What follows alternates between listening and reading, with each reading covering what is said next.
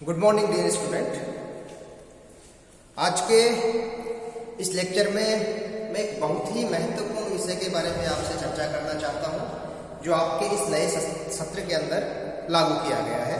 आयुक्तालय कॉलेज शिक्षा के निर्देशानुसार ये जो नया सब्जेक्ट आपका जुड़ा हुआ है वो अनिवार्य है। जिस तरह से हम पहले हिंदी अनिवार्य और अंग्रेजी अनिवार्य विषय को पढ़ते आ रहे हैं, उसी तरह से एक नया विषय आपके पाठ्यक्रम में इस बार जोड़ा गया है। और इस नए जो पाठ्यक्रम है, नया विषय है, इसका नाम है आनंदम कार्यक्रम। तो ये आनंदम कार्यक्रम आपके लिए इस बार बिल्कुल नया है, अनिवार्य है, लेकिन बहुत ही मनोरंजक है। तो आज के इस लेक्चर में हम इसी टॉपिक के बारे में चर्चा करने वाले, इसी विषय के बारे में चर्चा करने वाले हैं कि इस विषय के अंदर आपके क्या क्या इसका पाठ्यक्रम होगा, ये आनंदम विषय है क्या, किस हिसाब से इसकी मार्किंग होगी, और जो आपके गतिविधि करवाई जाएगी इस कार्यक्रम के दौरान, एकल गतिविधियां, सामूहिक गतिविधियां, उसके अंदर आपको क्या क्या कार्य करने हैं, इन सभी के बारे में आज हम इस लेक्चर के अंदर हम बात करने वाले हैं। तो सबसे पहले तो हम बात करें कि आनंदम जो विषय है, मैंने भी बात की कि आनंदम विषय पूर्णतया अनिवार्य एवं आकलित विषय है, पाठ्यक्रम है। मतलब कि इसको आपको पास करना अनिवार्य है, तभी आप अगली कक्षा के अंदर आप जा पाओगे।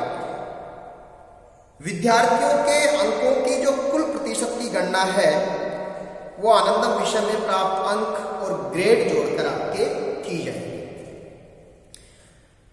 अंकों को जो भी आप अंक इसमें प्राप्त करेंगे वो अंक आपकी मार्कशीट के अंदर, आपके अंक तालिका के अंदर उसके अंक या उसकी ग्रेड जो होगी वो प्रदर्शित होगी और उसको पूरी तरह से आपके वेटेज दिया जाएगा। जो सबसे पहला पॉइंट है, वो सबसे पहला पॉइंट ये है कि ये जो पाठ्यक्रम है, ये जो विषय है वो आपके अनिवार्य है और इसमें जितने भी अंक आपको मिलेंगे या जो ग्रेड आपको मिलेगी वो आपके अंक तालिका के अंदर आपके प्रदर्शित की जाएगी और उसको पूरी तरह से वेटेज दिया जाएगा।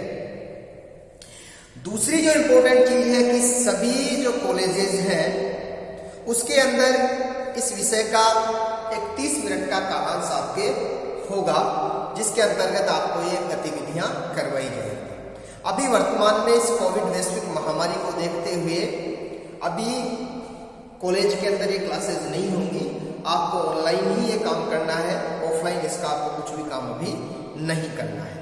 और ये जो विषय है, सबसे इंपॉर्टेंट चीज, ये जो विषय है इस वर्तमान सत्र में केवल आपके बीए प्रथम वर्ष के छात्रों को, छात्राओं को, बीएससी प्रथम वर्ष के विद्यार्थियों को, बीकॉम प्रथम वर्ष के विद्यार्थियों को, एमए पूर्वार्ध और एमएससी प्रथम सेमेस्टर के विद्यार्थियों को ही इस आनंदम विषय से जोड़ा गया है। अगले साल जब हम बात करेंगे तो इसके अलावा आगे वाली जो उत्तरोत्तर क्लासेस होंगी, आपकी सेकेंड ईयर होगी, आपके थर्ड ईयर होगी, एमएससी फाइनल होगा, आपके सेमेस्टर होंगे, second semester, third semester, fourth semester, उनके अंदर भी इसको आपके लागू कर दिया जाएगा। लेकिन यहाँ पर ये नहीं है कि ये जो कार्य आपको दिए जाएंगे इस आनंदम कार्यक्रम में, विषय में, वो सिर्फ आपको प्रथम वर्ष के विद्यार्थियों को या पूर्वार्ध कक्षा के छात्राओं को या प्रथम वर्ष के विद्यार्थियों को ही ये कार्य करने हैं। रुचि अनुसार द्वितीय वर्ष के, तृतीय वर्ष के, एमए फाइनल के, सेकेंड सेमेस्टर के, थर्ड सेमेस्टर के, फोर्थ सेमेस्टर के विद्यार्थी भी इन कामों में अपनी सक्रिय भागीदारी निभा सकते हैं। और अगर उनका काम अच्छा लगेगा कॉलेज स्तर में, तो कॉलेज की तरफ से उन्हें एक प्रशंसा पत्र दिया जाएगा और ये प्रशंसा पत्र है तो उनके आगामी जब रोजगार के लिए वो जाएंगे कहाँ पे, तो उस दौरान ये सर्टिफिकेट, ये प्रमाण पत्र उनके बहुत ही उपयोगी होगा। तो ये हमने बात कर ली कि ये पाठ्यक्रम अभी वर्तमान में केवल स्नातक पाठ प्रथम व स्नातकोत्तर पूर्वार्ध और प्रथम सेमेस्टर के लिए ही लागू है, लेकिन अगले सत्र के अंदर ये उत्तरोत्तर कक्षाओं के लिए भी लागू हो जाएगा। अब इसके अंदर हम बात करते हैं कि दो तरह के मेथड अपने कॉलेजों के अंदर है, परीक्षाओं का सिस्टम है। एक वार्षिक परीक्षा है और एक सेमेस्टर परीक्षाएं होती हैं। तो वार्षिक पद्धति के अंतर्गत जो विद्यार्थी है उन्हें एक प्रोजेक्ट सत्र के अंत में आवश्यक रूप से जमा करवाना होगा। और सेमेस्टर पद्धति के अंतर्गत विद्यार्थियों को प्रति सेमेस्टर एक प्रोजेक्ट जमा करवाना होगा। क्लियर सी बात है कि जो बच्चे वार्षिक पद्धति के अनुसार परीक्षा देंगे, मतलब जो एक ही बार परीक्षा देंगे साल में, उनको एक प्रोजेक्ट कंपलसरी रूप से जमा करवाना होगा। और जो सेमेस्टर होते हैं उस सेमेस्टर के अंदर सेमेस्टर प्रथम और सेमेस्टर सेकंड, इस हिसाब से उन्हें 2 प्रोजेक्ट कार्य आवश्यक रूप से जमा करवाने होंगे। नेक्स्ट हम बात करें कि इस आधार पर कि जब हम प्रथम वर्ष के विद्यार्थियों के या पूर्वार्ध या प्रथम सेमेस्टर के विद्यार्थियों का एक ग्रुप बनाएंगे और प्रत्येक ग्रुप में हम 10-10 विद्यार्थियों का एक ग्रुप बनाएंगे और उन 10-10 विद्यार्थियों के ग्रुप में हम एक उन्हें सामूहिक गतिविधियां भी देंगे। अभी हम बात करेंगे कि आपको क्या क्या काम करना है और इस सामूहिक गतिविधि के लिए आपके एक टीचर्स को उसका मेंटर बनाया गया, उस समूह का मेंटर बनाया गया है और उस मेंटर को आपको प्रोजेक्ट जमा करवाना होगा और वो मेंटर समय समय पर आपके इस कार्य का मूल्यांकन करता रहेगा। नेक्स्ट हम बात करें, कुछ ऐसी योजनाएं हैं इन प्रोजेक्ट में जिन्हें पूरा करने तथा परिणाम प्राप्त होने में अधिक समय की आवश्यकता होती है, जैसे कि कोई भी ऐप बनाना, मोबाइल ऐप बनाना, गरीब बच्चों को कंप्यूटर शिक्षा प्रदान करना आदि ऐसे विषय। ऐसी योजनाओं में जो आपके ग्रुप के मेंटर्स हैं उनकी भूमिका अहम होगी। वे योजना का पूर्ण प्रभाव, लाभार्थियों की संख्या तथा योजना की प्रामाणिकता का ध्यान रखते हुए ही उस योजना पर पूरे सेमेस्टर अथवा सत्र पर्यंत योजना पर काम करने की अनुमति आपको देंगे।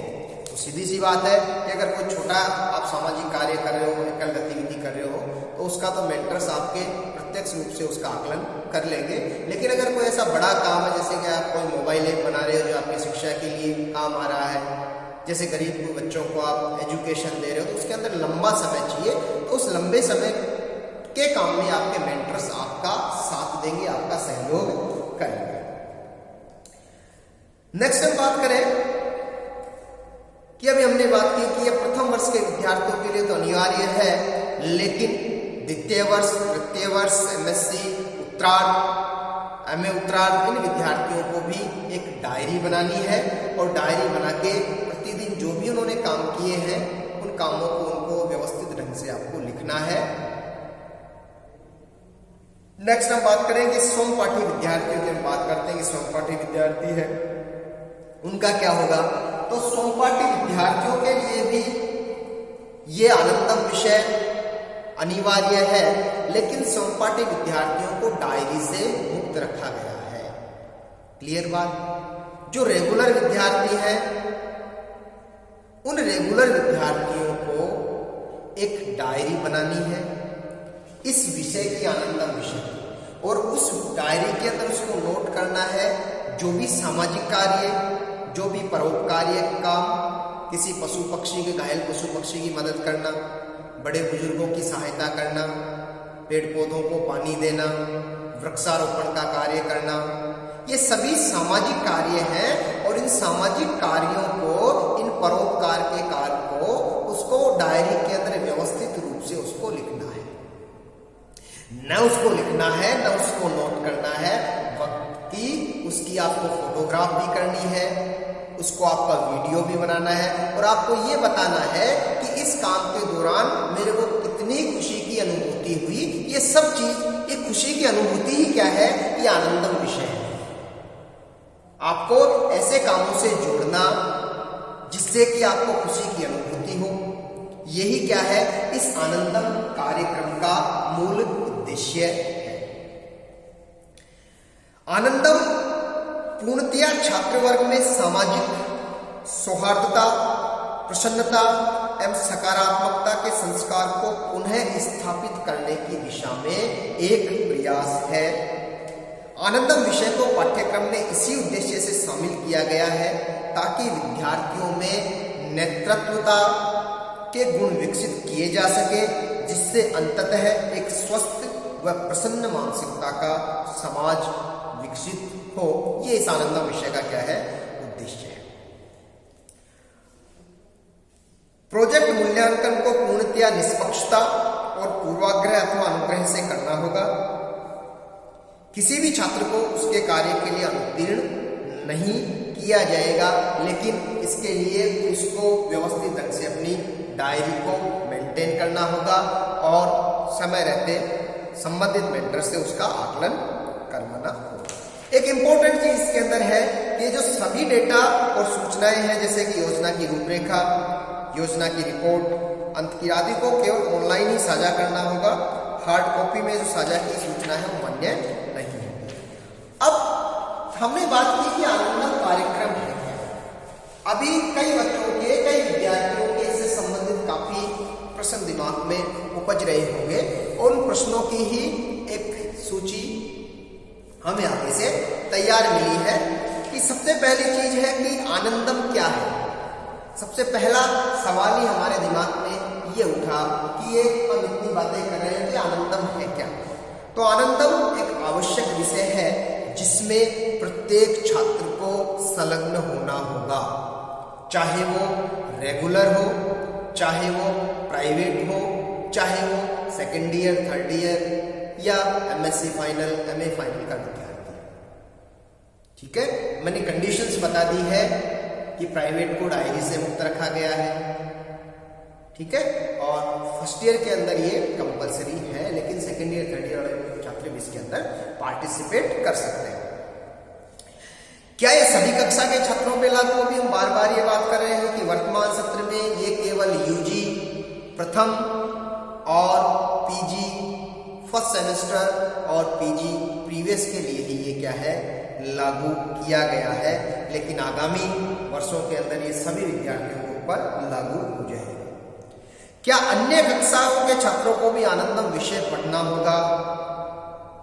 तो मैंने भी बात की कि अन्य विषय के विद्यार्थियों को भी आनंदम कार्यक्रम में संलग्न होना होगा और अगर उनका काम अच्छा होगा, सराहना वाला होगा, तो उन्हें कॉलेज स्तर पर एक प्रशंसा प्रमाण पत्र दिया जाएगा जो उनके रोजगार चयन के दौरान बहुत ही उपयोगी, महत्वपूर्ण साबित होगा।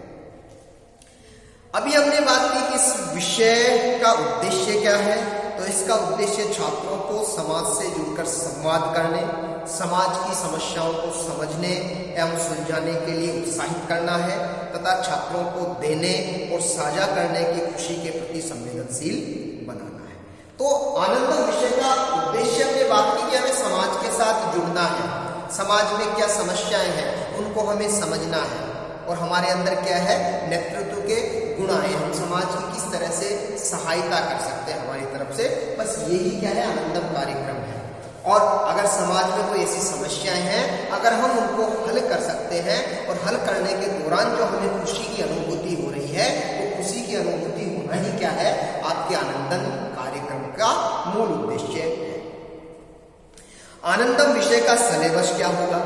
तो आनंदम विषय का संपूर्ण जो सिलेबस है, छात्र द्वारा व्यक्तिगत और सामूहिक स्तर पर किए गए अच्छे कार्य ही क्या होंगे, उसका पाठ्यक्रम होगा। अभी हमने बात की कि दो तरह के काम आपको इस कार्यक्रम के अंतर्गत करवाए जाएंगे। एक होगी आपकी एकल गतिविधि। एकल गतिविधि में प्रत्येक छात्र को समाजोपयोगी, समाज में कोई समस्या आ रही है उसको दूर करने के लिए क्या प्रयास किए जा रहे हैं, उसके अवेयरनेस। अभी जैसे हम बात करें कि वैश्विक महामारी कोविड-19 चल रही है, तो उसके लिए मास्क पहनने का जरूरी, सोशल डिस्टेंसिंग की, ये आमजन को बताना, अवेयरनेस लोगों के अंदर फैलाना, ये क्या है, व्यक्तिगत गतिविधि के अंतर्गत आपके समूह। उसके बाद में आप 10-10 का हम जब समूह बनाएंगे तो सामूहिक गतिविधि आपसे करवाएंगे, जैसे वृक्षारोपण का काम हो गया, किसी सार्वजनिक स्थल की हमें सफाई करनी है, तो इस तरह के काम आपके क्या होंगे, सामूहिक गतिविधि के अंतर्गत आपके सम्मिलित होंगे। इस विषय के अधिकतम अंक क्या होंगे? तो इस विषय के जो अधिकतम अंक होंगे वो अधिकतम अंक होंगे आपके 100 नंबर का ये आपके विषय होगा। क्या इस विषय की लिखित परीक्षा भी होगी? नहीं, इसकी कोई लिखित परीक्षा नहीं होगी।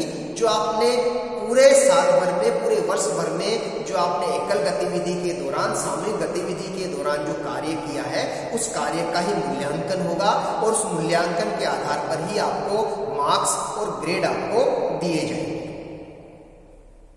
क्या विषय में प्राप्त अंक मार्कशीट में दर्शाए जाएंगे? तो मैंने अभी कहा बिल्कुल, कि इसके अंदर जो भी आपको मार्क्स मिल रहे हैं, ग्रेड मिल रहे हैं, उन्हें आपकी अंक तालिका के अंदर वो दर्शाया जाएगा।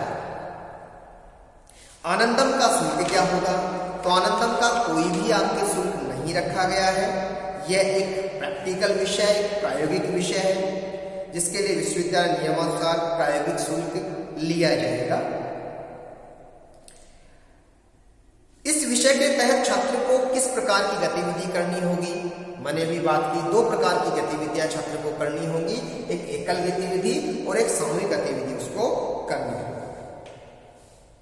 अब व्यक्तिगत गतिविधि बच्चे ने की तो उसका रिकॉर्ड वो कैसे रखेगा? मैंने बात की कि प्रत्येक विद्यार्थियों को एक दैनिक डायरी रखनी होगी, जिसमें वह अपने द्वारा किए गए दैनिक अच्छे कार्य को रिकॉर्ड करेगा तथा समूह प्रोजेक्ट रिपोर्ट के साथ इसे मेंटर के पास जमा करवाना होगा। क्लियर सी बात है कि प्रत्येक विद्यार्थी जो अपना एकल गतिविधि के दौरान जो काम कर रहा है, उस काम को वो दिनांक वार उस डायरी के अंदर नोट करेगा और उसको अपने मेंटर के सामने प्रस्तुत करेगा। समूह गतिविधि में हमने क्या बात की कि समूह गतिविधि में हम अपने कॉलेज के अंदर 10 छात्रों का, 10 छात्राओं का क्या बनाएंगे? एक समूह बनाएंगे। उन समूह को कोई सामाजिक कार्य हम देंगे। एक छात्र समूह को कितने प्रोजेक्ट पूरे करने होंगे? तो अभी मैंने बात की कि अगर वार्षिक पद्धति से अगर परीक्षा दे रहे हैं, वर्ष में एक बार परीक्षा दे रहा है, तो उसको एक प्रोजेक्ट जमा कराना अनिवार्य है। और अगर सेमेस्टर सिस्टम के अंदर अगर वो एग्जाम दे रहा है, परीक्षा दे रहा है, तो उसे प्रति सेमेस्टर एक, मतलब प्रथम सेमेस्टर में एक और द्वितीय सेमेस्टर में एक, मतलब कि 2 सेमेस्टर उसे अनिवार्य रूप से जमा करवाने होंगे। ये आपके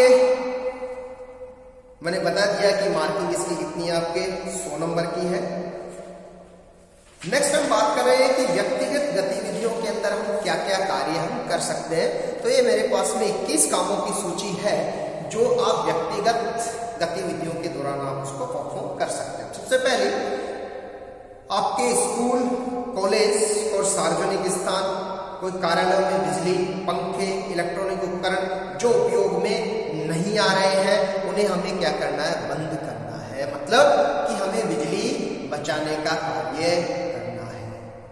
कि हमने कोई भी सार्वजनिक स्थल, कहीं पे भी हमने सार्वजनिक स्थलों की हम बात नहीं कर रहे, हमारे घर के अंदर भी हम बात कर रहे हैं, जहां पर भी हम रह रहे हैं, हमें दिख रहा है कि बिजली का समुचित दोहन नहीं हो रहा, उसका क्या हो रहा है? विवेकपूर्ण दोहन नहीं हो पा रहा, उसको गलत ढंग से इस्तेमाल किया जा रहा है, बिना मतलब उसका इस्तेमाल किया जा रहा है, तो हम उन इलेक्ट्रॉनिक उपकरणों को क्या कर देंगे? बंद कर देंगे। दूसरा, स्कूल, कॉलेज, सार्वजनिक स्थान, कार्यालयों में व्यर्थ बहने वाले नल जो उपयोग में न हो, उसको भी हम बंद कर देंगे। ठीक है, कि अगर व्यर्थ में कोई पानी बह रहा है तो उसको भी हम बंद कर देंगे। तो ये सिर्फ स्कूल, कॉलेज, सार्वजनिक स्थल की नहीं, हमारी व्यक्तिगत जिम्मेदारी है कि हमारे घर परिवार के अंदर भी अगर ये सिस्टम है कि पानी व्यर्थ बह रहा है, व्यर्थ के अंदर हम बिजली को जला रहे हैं, तो उसको ये हमारे एक कर्तव्य बनता है, एक जिम्मेदार नागरिक होने के नाते कर्तव्य बनता है कि हम इन संसाधनों का समुचित उपयोग करें। और जब ये उपयोग में नहीं आ रहा है तो इसको हम क्या करते? बंद कर दे। इनको हमें क्या करना? डायरी में लिखना। तीसरी, रिहायशी और सार्वजनिक स्थानों पर प्लास्टिक कचरे, टायरे आदि को जलाने को क्या करें? प्रोत्साहित करें। हम देखते हैं हमारे आसपास कि लोग इकट्ठा होकर क्या करते हैं? प्लास्टिक का ढेर लगा देते हैं, टायर होते हैं, अपशिष्ट जो पदार्थ होते हैं, उनको क्या करते हैं? खुले के अंदर जलाते हैं। और इनके जलाने से क्या होती है? कई तरह की जो जहरीली गैसें हैं वो हमारे पर्यावरण के अंदर फैलती है और हमारे पर्यावरण को अंततः क्या होता है? प्रदूषण का सामना करना पड़ता है। तो हमारा पर्यावरण क्या हो जाता है? प्रदूषित हो जाता है। तो तो हमें ऐसे कामों को रोकने के लिए लोगों को बताना होगा, उन्हें जागरूक करना होगा कि ऐसे प्लास्टिक को और इनके टायरों को, जो व्यर्थ चीजें हैं, इनको जलाने से क्या होता है, हमारा पर्यावरण प्रदूषित होता है। तो उनको इसके बारे में अपने को जागरूक करना होगा। नेक्स्ट है वृद्धजनों की मदद। कमजोर महिला वृद्धजनों को बैठने की जगह घर, बस तथा सार्वजनिक स्थानों पर हमें देना है कि हम सफर कर रहे हैं और हमारे सामने कोई वृद्ध पुरुष, कोई महिला, कोई दिव्यांग ये हमारे सामने खड़ा है, तो हमारी ये व्यक्तिगत जिम्मेदारी है कि हम उठकर उनको जगह दें और हम क्या हो जाएं, खड़े हो जाएं। इस तरह भी हम उनकी मदद कर सकते हैं। पांचवा, किसी को जानवरों से क्रूरता करने से रोकना, कि कोई भी किसी जानवर के ऊपर क्रूरता कर रहा है, उसको मारपीट कर रहा है, तो उसको भी हम समझा सकते हैं कि ये चीज सही नहीं है। सुनिश्चित करें कि कागज का दुरुपयोग रुके और कोरे कागज के दोनों तरफ से। कागज का भी हमें क्या करना है, इस्तेमाल बिल्कुल विवेकपूर्ण ढंग से करना है। तो इसके लिए भी हमें लोगों को अवेयर करना है कि हमारे एक पेज के ऊपर हमारे लिखने की आदत को दोनों तरफ से हम लिखने की आदत डालें, ताकि उस पूरे पेपर का उचित उपयोग हो सके। जरूरतमंद, बीमार, वृद्धजन, दोस्तों और रिश्तेदारों से मिलना अथवा फोन करना, ये भी क्या होती है, व्यक्तिगत जिम्मेदारी है। महिलाओं की छेड़छाड़, उसके उत्पीड़न को रोकने के लिए प्रयास करना। पौधे लगाना, पौधों को सींचना, पड़ोसी दोस्त की मदद के लिए समय निकालना, किसी जरूरतमंद व्यक्ति के साथ भोजन, पानी, दवा साझा करना, लोगों को सड़कों पर कचरा फेंकने से रोकना, सभी से, विशेष रूप से गरीबों से विनम्रता से बात करना, शब्द और संकेतों के माध्यम से महिलाओं, लड़कियों का सम्मान करना, बच्चों और महिलाओं के सामने अभद्र भाषा का प्रयोग न करना, किसी का खोया हुआ पर्स, वॉलेट, दस्तावेज लौटाना, अपनी जगह अन्य को लिफ्ट या कतार में स्थान देना, तेज ध्वनि पर संगीत न बजाकर छात्र वर्ग, वृद्धजन, पड़ोसियों के लिए शांति कायम करना। जिस समय हमारे काफी सारे प्रोग्राम जिसमें हम देखते हैं कि तेज ध्वनि के साउंड चलते हैं, तो उनको भी हम समझाने का प्रयास कर सकते हैं कि ये ध्वनि है, इसको एक तय सीमा के अंदर ही बजाया जा सके, ताकि पर्यावरण में होने वाले ध्वनि प्रदूषण से बचा जा सके। इस आसपास रहने वाले कई वृद्धजन होते हैं, बीमार होते हैं, छात्र वर्ग होते हैं जो कई प्रतियोगी परीक्षाओं की तैयारी कर रहे हैं, तो उनका समय खराब ना हो, तो ये भी हम उनको इस जागरूक कर सकते हैं। किसी ऐसे व्यक्ति को उपहार देना जिसे आप नापसंद करते हो। कंप्यूटर संबंधित दैनिक समस्याएं जैसे ईमेल भेजना, इंटरनेट देखना, प्रिंट आउट निकालना आदि में किसी की मदद करना, ये सभी क्या है, आपके व्यक्तिगत गतिविधि के दौरान आप ये काम कर सकते हैं। नेक्स्ट हम बात करें कि जब हम 10-10 का आपके समूह बनाएंगे, तो 10-10 समूह के अंदर हम आपको कौन कौन से कार्य आपको करने होंगे। तो समूह गतिविधियों के लिए सुझाव है कि बिजली एवं पानी के संरक्षण, नारे, पोस्टर के माध्यम से जागरूकता बढ़ाने वाले कार्यक्रम एवं अभियानों में आपको भाग लेना है। कोई भी आपने एक क्षेत्र चिन्हित किया है कि उस क्षेत्र के अंदर व्यर्थ पानी बहता है, वहां पे बिजली का व्यर्थ उपयोग होता है, तो उन क्षेत्रों को आपको चिन्हित करना है, उन सरकारी कार्यालयों को आपको चिन्हित करना है, या कोई निजी दफ्तर हो सकते हैं, उनको आपको चिन्हित करना है, और चिन्हित करके उनको आपको नारों से और पोस्टर लगाकर आपको इस जागरूकता अभियान वहां पे बताना है कि हमें इन पानी और ये बिजली जो हमारे क्या है, संसाधन है, प्रकृति प्रदत्त संसाधन है, इनका हमें दोहन करना है, विवेकपूर्ण दोहन करना है। ठीक है, आपने पढ़ते आ रहा है सस्टेनेबल डेवलपमेंट, समावेशी विकास, कि ये जितने भी प्रकृति प्रदत्त संसाधन है उनका भी विवेकपूर्ण ढंग से दोहन करना है, ताकि हमारी जो जरूरतें हैं वो भी पूरी हो जाए और आने वाली पीढ़ियों के लिए ये संसाधन क्या रह जाए, सुरक्षित रह जाए। तो इस तरह से हमें उनको जागरूक करना है कि जो भी हमें करना है समावेशी विकास के दौरान हमें ये काम करना है। कचरा निस्तारण के बारे में लोगों को प्रशिक्षित करने के लिए एक क्षेत्रीय कॉलोनी कार्यालय को अपनाना। एक कोई भी आपने कॉलोनी, एक कोई भी ऑफिस आपने अडेप्ट कर लिया, एक समूह ने अडेप्ट कर लिया कि यहाँ पर जो भी कचरा निकलता है उस कचरे को वो जलाएंगे नहीं।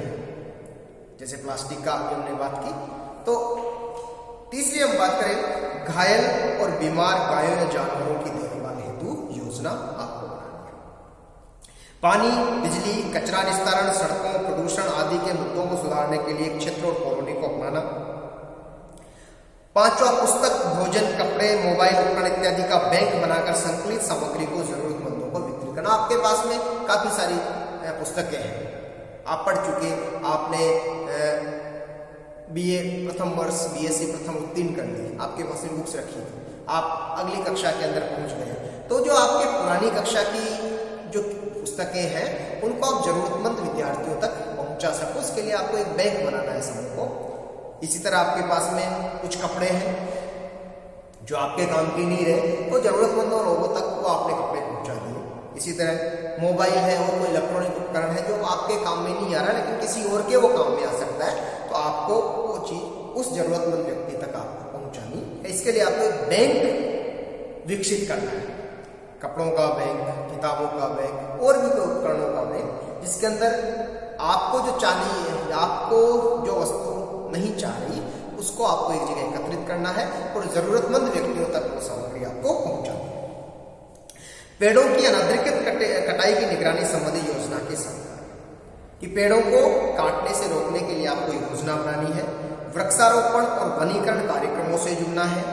स्थानीय विरासत स्थलों एवं पर्यटन स्थलों के जीर्णोद्धार एवं पर्यटन मानचित्रों पर उनका प्रचार प्रसार करने से संबंधित योजना आपको बनानी है। अस्पतालों के साथ समन्वय कर गरीब इलाकों के बच्चों, महिलाओं की चिकित्सा जांच शिविरों का आयोजन आपको करना है। गरीब बच्चे हैं उनको आपको अस्पताल के साथ समन्वय करके उनके टीकाकरण अभियान के बारे में, ठीक है, और भी कोई मौसमी बीमारी आ रही है तो उनके कोई टीके उपलब्ध हो रहे हैं, तो वो जानकारी भी आपको गरीब जरूरतमंद व्यक्तियों तक आपको साझा करनी है, पहुंचानी है। ड्रग, एल्कोहल, नशा मुक्ति सहायता समूह बनाकर लोगों को प्रेरित करना है कि आजकल जो ये नशाखोरी है वो समाज में बुरी तरह से व्याप्त हो गई है, छोटे छोटे बच्चे भी इसका शिकार हो गए हैं, तो हमें इससे पड़ने वाले दुष्प्रभाव, होने वाली बीमारियों, इसका हमें एक सूची तैयार करनी है और उन व्यक्तियों तक पहुंचानी है जो इसके आदी हैं, जो इसके शिकार हैं, वो किसी गलती से हो गए हैं, किसी के बहकाव में आकर ये सेवन करने लगे हैं, तो उन तक ये बात पहुंचानी है कि इस चीज से आपके शरीर के ऊपर ये दुष्प्रभाव पड़ रहे हैं, ये इससे पारिवारिक आपको नुकसान हो सकते हैं, ये सामाजिक नुकसान आपको हो सकते हैं, तो इन सब चीजों को आप उनको पहुंचाओगे, उनको जागरूक करने का प्रयास करोगे। किशोर जेलों और नारीशाला में व्यावसायिक कौशल प्रशिक्षण कार्यशाला आयोजित करना। श्रमिकों, घर की कामवाली की सहायता के लिए छोटे पैमाने के ऋणों के लिए सहकारी समितियों का गठन करना। महिलाओं, बच्चों, वृद्धों के उत्पीड़नों की निगरानी और समाधान। बुनाई, रंगाई, मांडना, लोकगीत, पांडुलिपियों जैसे स्थानीय कला रूपों को पुनर्स्थापित करने और प्रचार प्रसार करने के लिए समूह का गठन करना। सामूहिक योग, ध्यान के लिए विशिष्ट समूह जैसे आयु, लिंग आदि के प्रशिक्षण कार्यक्रमों का आयोजन करना। बावड़ियों, कुओं एवं अन्य जल स्रोतों के जीर्णोद्धार के लिए समूह का गठन करना। वर्षा जल, सौर ऊर्जा संचयन के लिए लोगों को प्रेरित कर तकनीकी जानकारी देना। स्थानीय लोगों के लिए सार्वजनिक उद्यान, पार्क आदि के रखरखाव के लिए कार्य। कंप्यूटर प्रोग्रामिंग और एप्स के बारे में युवाओं को प्रशिक्षित करना।